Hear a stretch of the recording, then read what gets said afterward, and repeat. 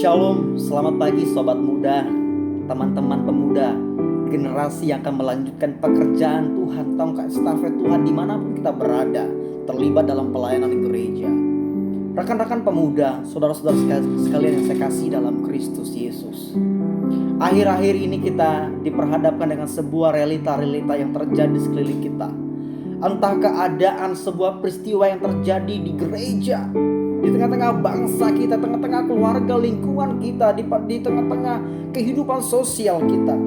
Tak sedikit kita melihat ada banyak orang atau sekelompok orang mulai menangis, kecewa, putus asa, frustasi, marah, pahit, hidup dalam kepahitan, kebencian, tangis ada di mana-mana, kejahatan, pemberontakan ada di mana-mana terjadi di sekeliling kita.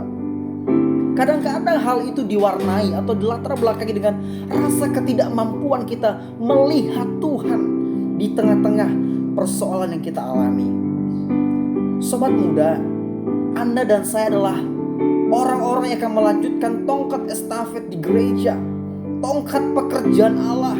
Anda dan saya adalah warga kerajaan Allah yang seharusnya mengasihi pekerjaan Tuhan. Tapi kita harus jujur bahwa terlalu banyak anak muda yang kehilangan jati dirinya, kehilangan eksistensi dirinya bahwa dia adalah man of God, manusia Tuhan yang seharusnya memperjuangkan pekerjaan Tuhan. Tetapi ada banyak anak muda yang terlalu sibuk dengan dunianya, terlalu asik dengan kepentingan dirinya, terlalu pusing, terlalu asik nyaman dengan keadaannya. Sehingga tak jarang ada banyak anak muda Kristen yang kehilangan jati dirinya sebagai manusia Tuhan.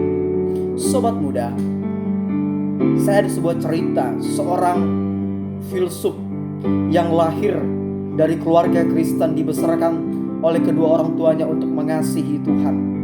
Tapi singkat cerita, dalam usianya yang sudah dewasa dan begitu banyaknya pengalaman hidupnya, dan dia berkata ada satu statement yang akhirnya telah banyak merusak atau menyesatkan banyak orang. Namanya Friedrich Nietzsche. Apa yang dia katakan? Bagi Friedrich Nietzsche adalah bahwa Allah sudah mati. Wah, ini sebuah perkataan, sebuah ungkapan hati yang perlu kita tanyakan. Mengapa Friedrich Nietzsche berkata Allah sudah mati? Saudara tahu apa yang melatar belakanginya dia berkata bahwa Allah sudah mati?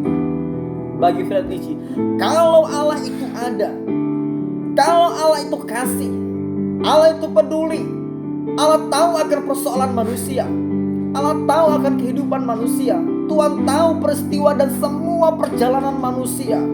Mana mungkin ada sebuah tangisan, tidak mungkin ada pembunuhan, tidak mungkin ada kekecewaan, putus asa.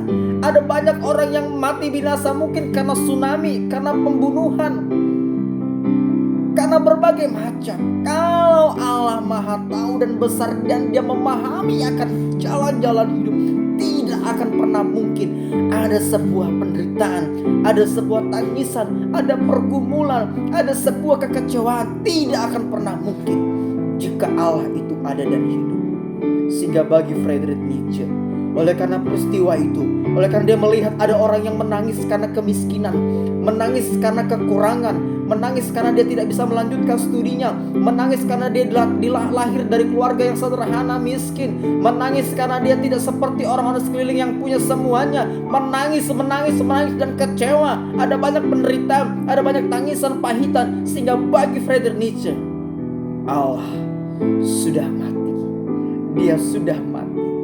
Dia sudah mati. Dia sudah mati. Saudara, Anda dan saya adalah manusia yang tak luput dari rasa kecewa.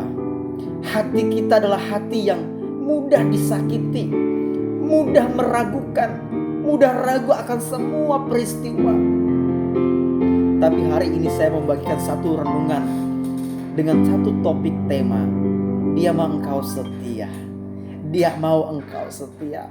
Pertanyaannya, Tuhan harus seperti apa dan sampai kapan aku setia mengikut engkau?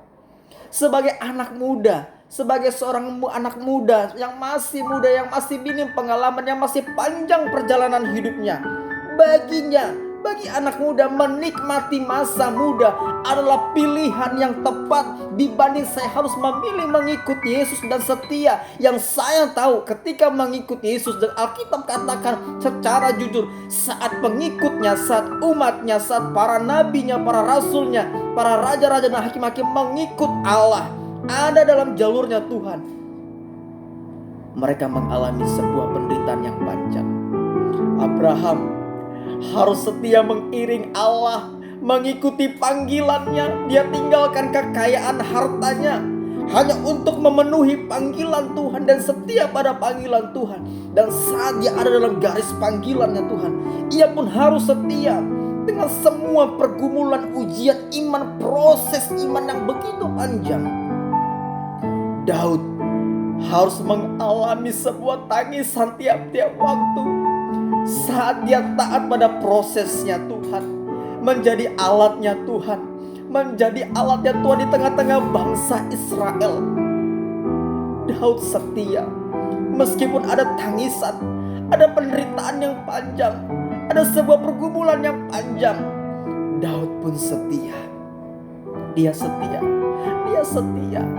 Rasul Paulus sebagai seorang manusia yang pada waktu itu ia ditangkap oleh Tuhan, dijamah Tuhan, akhirnya dia percaya menjadi pejuang Injil, menjadi manusia Tuhan sejati, pelayan Tuhan yang sejati. Seharusnya dalam logika kita sebagai anak muda, ketika aku mengikut Tuhan, seharusnya Tuhan jauhkan saya dari pergumulan, tantangan, dan dari semua kesulitan. Tapi apa yang dialami Rasul Paulus dalam perjalanan misi yang pertama, misi kedua, misi yang ketiga, Rasul Paulus berulang kali mengalami kesulitan, mengalami kelaparan, mengalami kesulitan, mengalami kepahitan. Dia harus menderita, dia harus disiksa, dia harus dikejar-kejar untuk dibunuh, dia harus bersembunyi, dia harus mengalami kelaparan, dia harus mengalami kekurangan, dia harus menderita karena salib itu. Terlalu banyak alasan sebenarnya bagi Paulus untuk menyangkal Yesus. Tapi kata Paulus apa? Dalam Filipi 1 ayat 21. Karena bagiku hidup adalah Kristus, mati adalah sebuah keuntungan. Apakah Paulus tak sadar? Apakah Paulus dalam keadaan logika pikir yang tidak sehat? Bukan.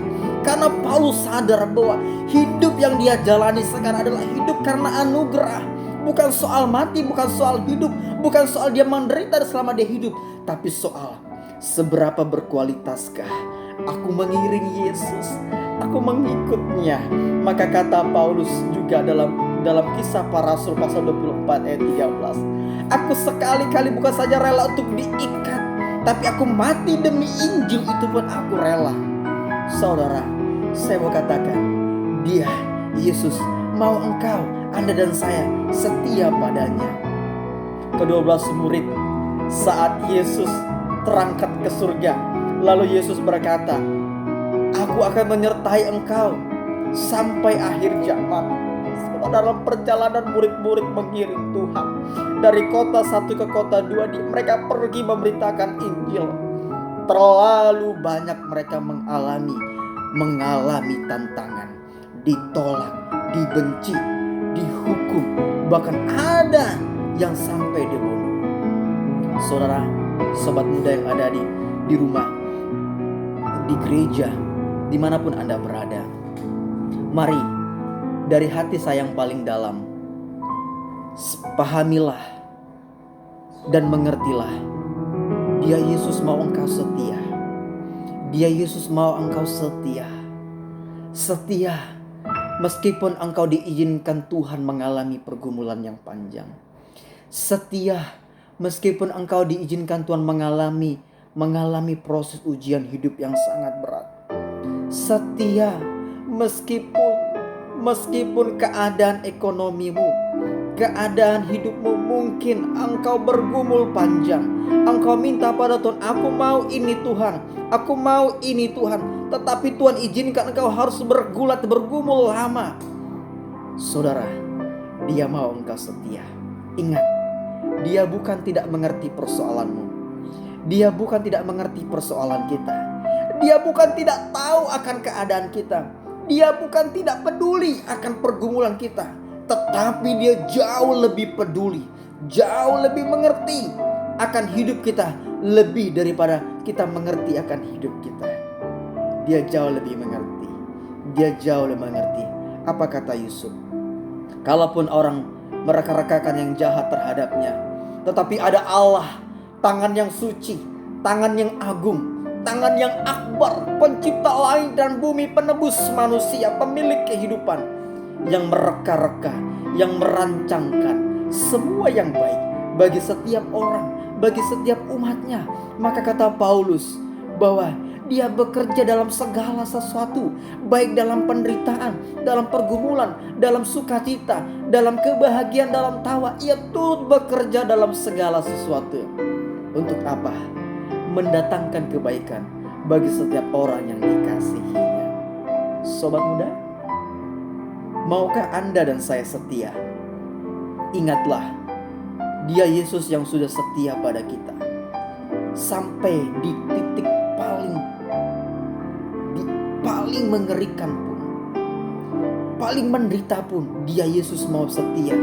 Di atas kayu salib, dengan penuh cinta, dengan penuh ketulusan, dengan penuh kasih sayang.